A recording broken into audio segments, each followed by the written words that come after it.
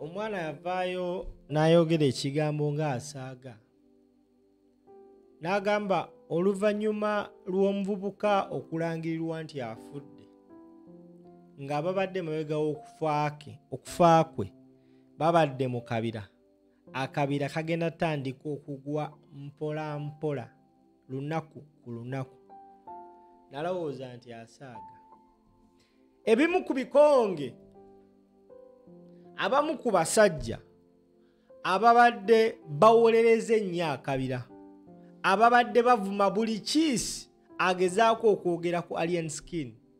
nabo finally bapondoose ne balekulira akabira.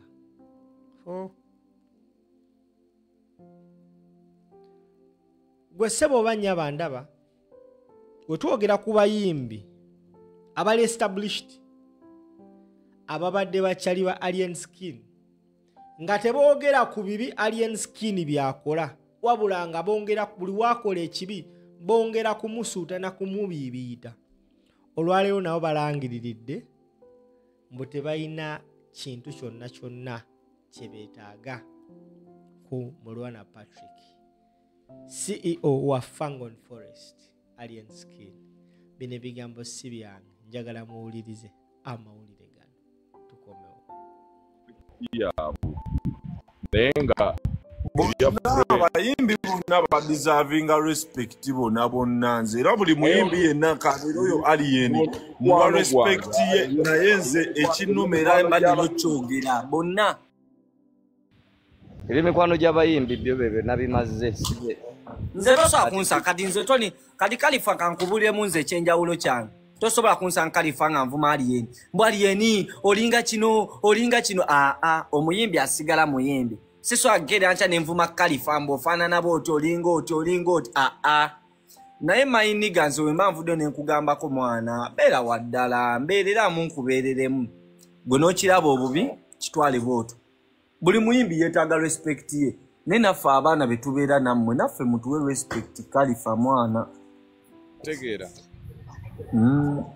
Ati kale mwana ku read nze mbabuuzizzaako naye abayimbi omuyimbi muleete tukule nze siinamu. Ngenda kunoonyaako Khalifa ebyaddala ngenda kunoonyaako read kanzoka nkubuli nze wano laavu yange tiyaaku pretendinga. Naye bw'ondyamu olukwe olaavu weekoma.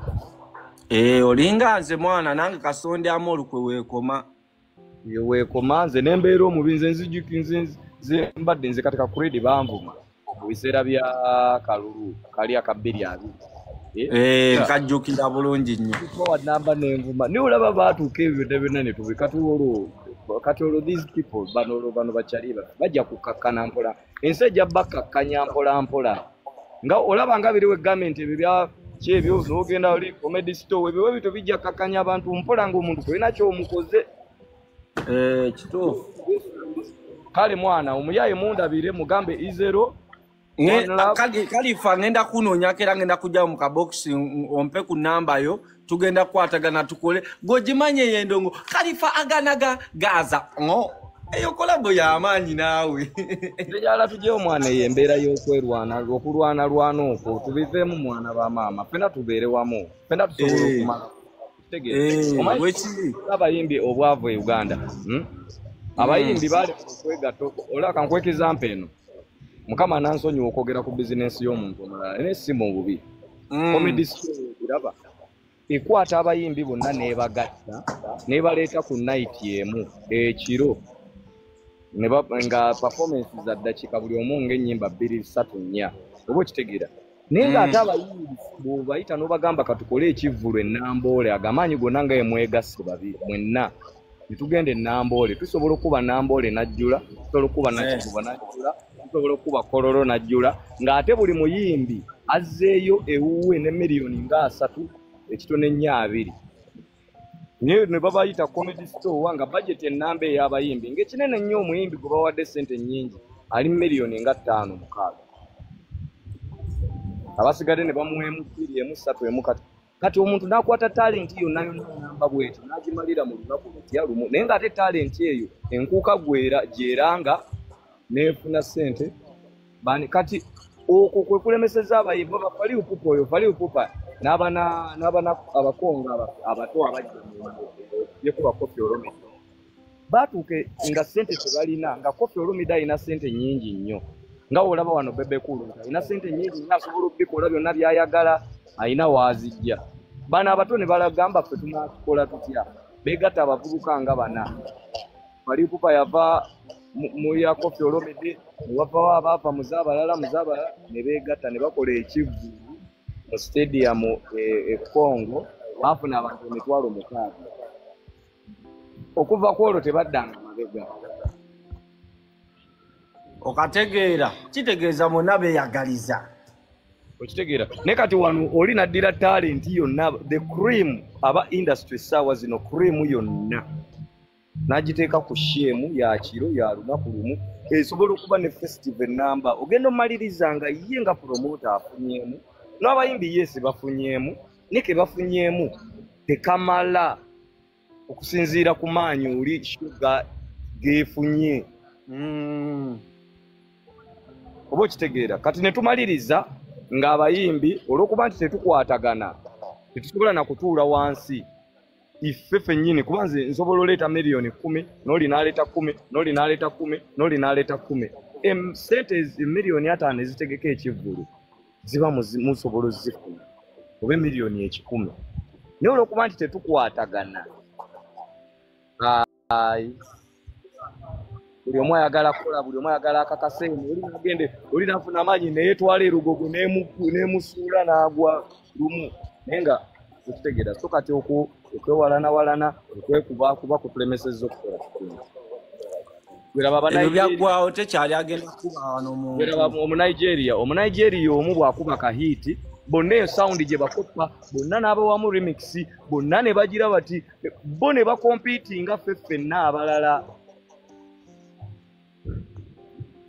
okitegeera kati ne tutuuka okubeera nga mukulu wange Africa endala tubuliramu kubanga omunigeria upcoming akuba sound yemu ate gundi naye gy'alina Rema gy'alina n'oli gy'alina katugenda omaliriza nga sound yaabwe ewange naye wano oli bw'anaakikola oli nayimbira musa ate gundi yankopa ate kakati mwana oyo kakati ate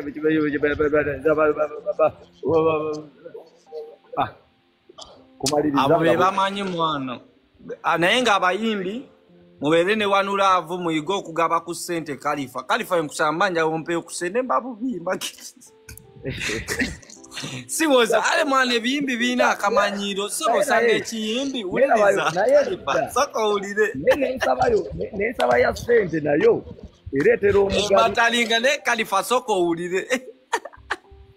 osanga ekiyimbi n'okigamba itaano wange mwana bukyala enjimbo kutuuliramu nekigamba yemulaba n'okigamba kati nno ndi bubi geto yuti tali fiti naye aliro fiti mpaayo ku ssente mwana omuyimbi n'akumalamu amaanyi nze kyova amaanyi antambule n'ekigaali kyange nkusange nkusabeyo kusenera nkolera challenge ogaana okumpa kusene nkujje naye tebikyaliwo byakuba abantu byaweddewo bireke kati mwana maama nze nkubuulidde manye ekifa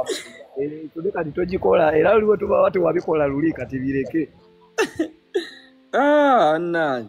abayimbi gatteko ku maanyi g'abantu olwedde ndi ku maanyi g'abantu kale mwana kuredi izero kale bless up kyakabe omuyimbi wange Kalifa aganaga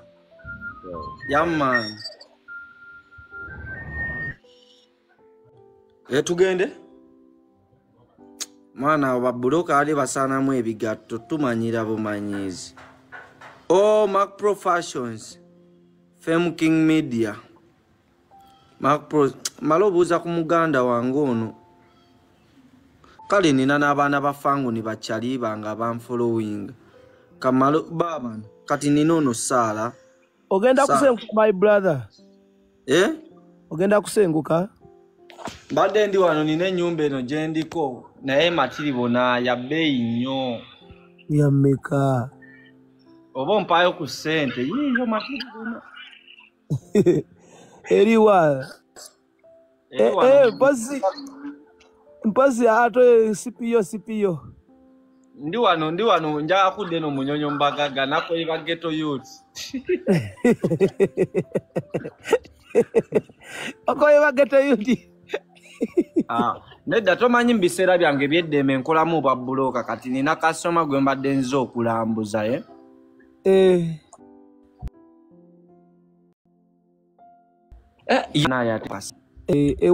kati walaleko bwa buloka manyi ebyo emirimu gye tukolamu mwana wemba siri ku TikTok nkolamu bwa buloka naye obwa buloka bw'ejjumba bufuna lwaki tokola bwa mataka mwana kati mbadde ninafuna gumu kitundu y'ekyanze tasiimi ampadde 14 nino wa boda ntunuuli